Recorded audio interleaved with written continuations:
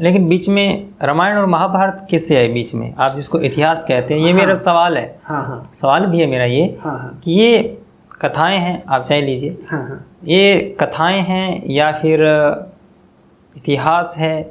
और अगर ये कथाएं हैं तो ये इतनी कैसे महत्वपूर्ण हो गई कि इनको धर्म ग्रंथ के रूप में हम लिया जाने लगा? हाँ, देखिए, रामायण और महाभारत और इनकी प्रतीकात्मकता क्या है, ये दो, इसमें क्या है कि रामायण और महाभारत निश्चित इतिहास है।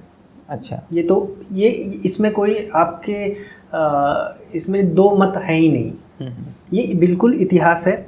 और इसके प्रमाण भी बहुत है। अभी जैसे द्वारिका नगरी, आपको समुद्र के अंदर कोई द्वारिका नगरी डुबाता नहीं वहाँ पे, केवल एक ग्रंथ के लिए आपको द्वारिका नगरी के प्रमाण मिलते हैं। इतिहास है, लेकिन ऐसी ऐसी बातें भी हैं उसमें जो आप विश्वास नहीं कर सकते। आप पढ़ने जाएंगे, चाहे वाल्मीकि कृत रामायण हो, तो उसमें बहुत से ऐसे डिस्क्रिप्शन है जो आप उस पर विश्वास नहीं कर सकते। जैसे कि उन्होंने जब कुंभकर्ण का वर्णन करते हैं तो बताते हैं कि 1000 हाथी उसके शरीर के ऊपर से दौड़ गए, या फिर उसके कान में 100 घड़े तेल डाले गए। तो ये जो डिस्क्रिप्शन है, इसको हम अतिशयोक्ति बोलते हैं, इसको हम क्रिएटिव लिबर्टी बोलते हैं। आप इस डिस्क्रिप्शन को एट्रीब्यूट करना चाहिए राइटर की इमेजिनेटिव पावर्स को, कि भाई वो इतना इमेजिनेटिव है कि कुंभकर्ण का एक पूरा जो पात्र है उसको इस तरह से उन्होंने रचा है। हम क्या करते हैं, माइथोलॉजी है।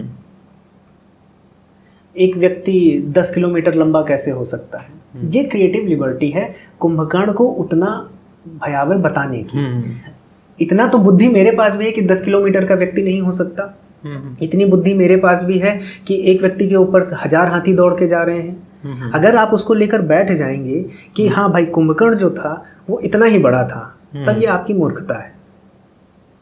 इतिहास में चीजें हुई, उस इतिहास को भारत के, चूंकि वो इतिहास मतलब हार्डकोर हिस्टोरिकल डॉक्यूमेंटेशन नहीं है रामायण जो, अगर वो हार्डकोर डॉक्यूमेंटेशन होता तो आपको उसके इतने संस्करण नहीं मिलते कि उड़ीसा में अलग रामायण का संस्करण है ना, और महाराष्ट्र में अलग संस्करण है।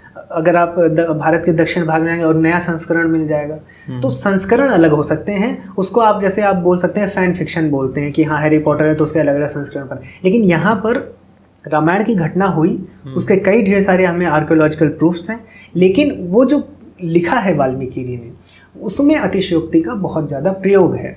उस अतिशयोक्ति को हमें एक लेखक की या एक रचयिता की एक टैलेंट की तरह देखना चाहिए, ना कि ये देखना चाहिए कि एक मैथोलॉजी लिखी गई है। अभी एक बहुत बड़े यूट्यूबर हैं, बहुत पुराना उनका है, वो ये बोलते हैं कि स्पाइडरमैन अगर न्यूयॉर्क में है तो इसका मतलब न्यूयॉर्क में होने से स्पाइडरमैन सच नहीं हो जाता। कि आप ये बोल दो कि न्यूयॉर्क देखो है, इसको आप डिकोड कीजिए। हम इसको करेंगे डिकोड, क्योंकि वो क्या बोल रहे हैं कि देखो न्यूयॉर्क है, इसलिए बोल देना है कि स्पाइडरमैन भी है। ये तो वही बात होगी, रामायण को इसी तरह से प्रूफ किया जा रहा है कि देखो अयोध्या है इसलिए भगवान राम होंगे। अगर इतना आपको बैठ के इस पर डिकोड करना है तो आप मेरे साथ करिए डिकोड। मैं लाइन से चलता हूँ। मैं कहता हूँ मैं नहीं जाऊँगा बाहर, और मुझे कोई गड्ढा नहीं खोदना है, और मुझे कोई साक्ष्य नहीं चाहिए रामायण के लिए। मैं यहीं बैठ के रामायण को सिद्ध कर दूंगा।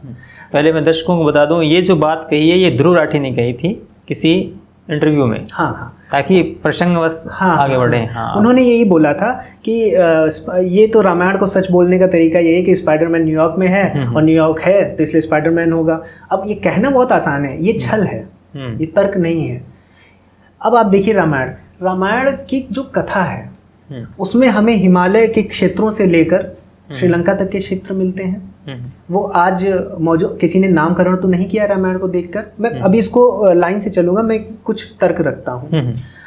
ये उस समय की बात है। अगर आज से आप बहुत ज़्यादा आप इसको बढ़ाओ चढ़ाओ नहीं, तभी 1500 साल पुरानी बात होगी। क्योंकि अगर संस्कृत में लिखा गया ग्रंथ है तो संस्कृत तो कम से कम 2000 साल पुरानी, मैं नहीं कह रहा हूँ संस्कृत लाखों वर्ष पुरानी या करोड़ों वर्ष पुरानी है। 2000 साल तो पुरानी है, क्योंकि हमें और भी ग्रंथ मिलते हैं संस्कृत में, सटीक ग्रंथ भी मिलते हैं। तो संस्कृत 2000 साल पुरानी तो है ही।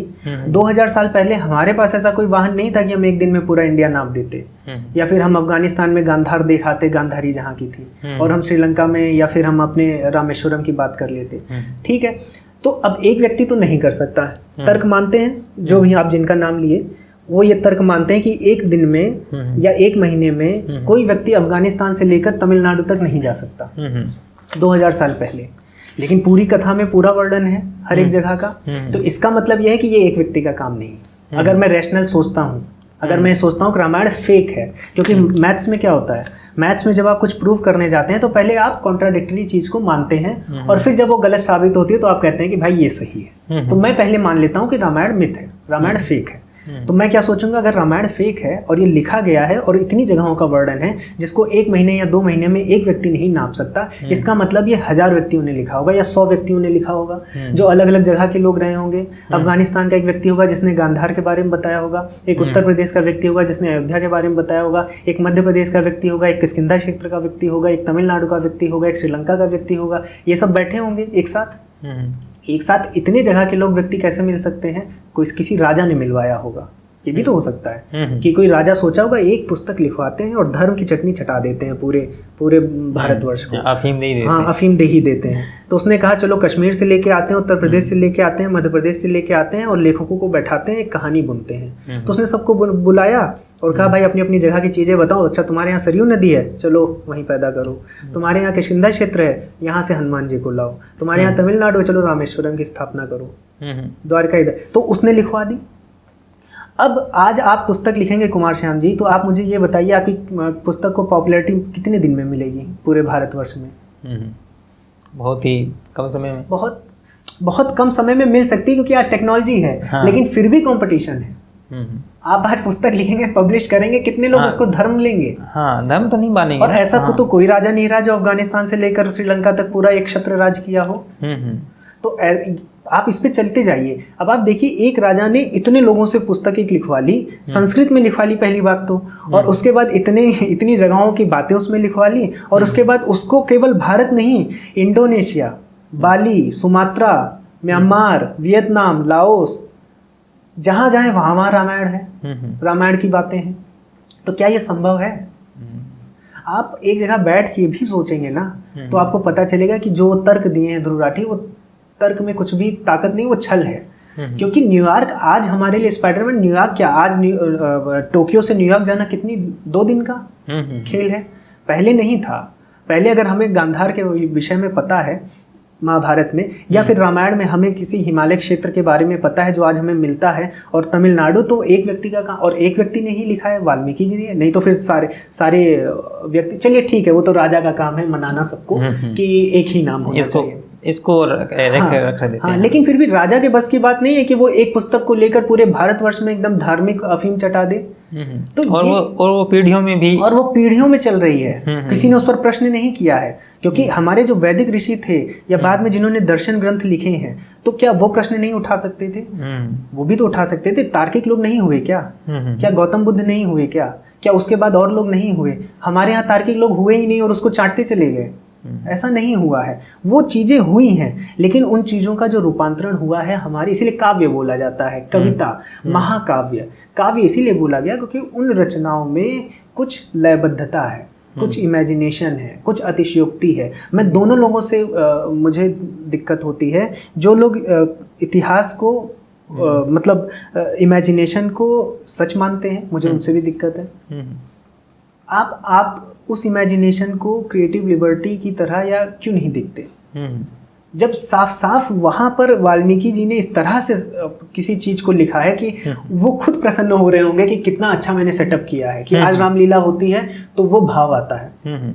उसको आप पिंच ऑफ सॉल्ट की तरह ना लेके उसको एज इट इज लेते हो, मुझे उनसे भी दिक्कत है। और उनसे भी दिक्कत है जो पूर्णतया मतलब रिजेक्ट कर रहे हैं मैथोलॉजी बोल के, क्योंकि उसके बहुत ऐसे साक्ष्य मिल चुके हैं हमें जो रामायण और महाभारत को बताते हैं। उनकी डेटिंग्स और अब इसमें पौराणिक जो युग हैं उनको सेट करना, वो सब दूसरी बातें हैं। और फिर वो बोलना कि 9 लाख साल पहले हुए थे श्री राम जी, या 10 लाख साल पहले हुए थे, या फिर ये अभी, वो उस पर नहीं जा रहे, बट ये जा रहे हैं कि जो प्रमाण हमें मिलते हैं और जो जगहों का वर्णन मिलता है, जिन नदियों का वर्णन मिलता है, जिन पर्वतों का वर्णन मिलता है, वो एक जगह का नहीं है, वो पूरी भारत भूमि का है। वो एक व्यक्ति के बस की बात नहीं है, और वो भी आज नहीं कि ट्रेन है तो पकड़ गए हम चले गए।